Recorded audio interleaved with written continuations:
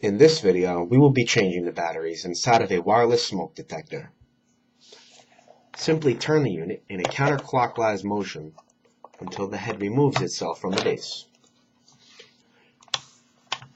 Behind the first trapdoor is a 3-volt lithium-ion battery. Keep in mind that you do want to change these batteries one at a time to prevent any type of false alarms from occurring. Once the first battery has been removed, simply replace it in the same manner in which you have removed it. Behind the second trapdoor,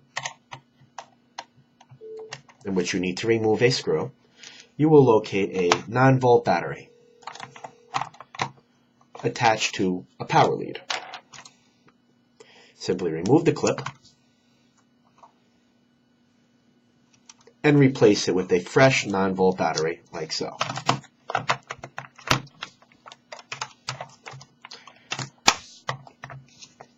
Once the battery has been changed,